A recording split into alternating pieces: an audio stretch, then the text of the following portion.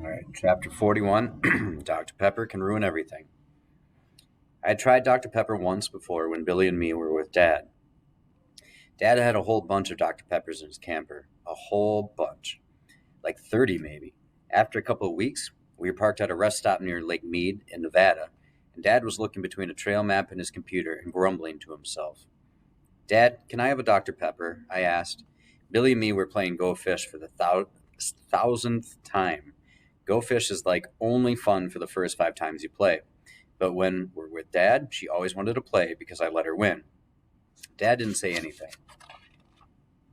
I guess I could have taken one, but I wasn't really sure about the rules of living with him. We'd only been together for a few weeks, so I didn't know. Were we supposed to ask him if we wanted anything in the camper? Technically, it was his camper, and his stuff, and his food, and his Dr. Peppers. I thought I should ask. Hey, Dad, I said a little louder.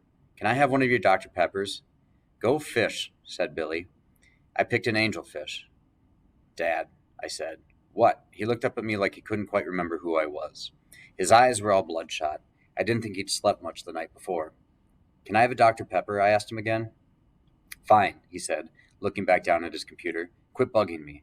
He was always looking at his maps, cameras, magazines, and never really looking at us. Billy shrugged. My turn again.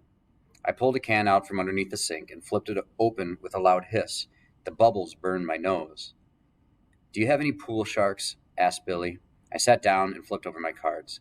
Go fish. No, said Billy. I saw it. You have one.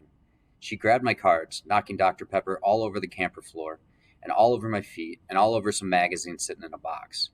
Oops, said Billy, staring at Dad with a deer-in-the-headlights look. Here, I said, and quickly handed her some paper towels. The soda soaked the table and the floor and everything. Quick, before he notices. But then Dad did notice, and his eyes weren't on his map or his computer, but they were on his magazines, dripping in sugar and carbonation. Soda splashed down the table all over our bare feet. Dad cursed and slammed his map on top of the counter. I'd never seen him mad before. He grabbed Billy by her arm and tossed her up on top of his bed. Get out of that mess. I backed up and crouched against the ladder. Duck and cover, just like the earthquake drill in Mrs. Mortensen's class. He grabbed the box of magazines and began dabbing them with paper towels. He chucked the wet box out the door. It skipped across the ground until it stopped in a wet heap. Poof, disappearing into a cloud of dust. He got on his hands and knees, cleaning up the soda, and only then did my heartbeat quit jumping and my breath stop sounding like I'd run a mile on the school track. Billy hid her head under Dad's pillow, crying. Then Dad stopped mopping and went outside with the stacks of wet magazines and laid them out on the picnic table, side by side, to dry. It was an accident, I said to Billy as I crawled up onto Dad's bed. Like maybe that was an excuse. Like maybe he would understand that 8-year-olds sometimes had accidents. That 12-year-olds did too. Don't touch my stuff, yelled Dad from outside. He pointed his finger at us through the camper door. It was an accident, I said, loud enough for him to hear. He scowled.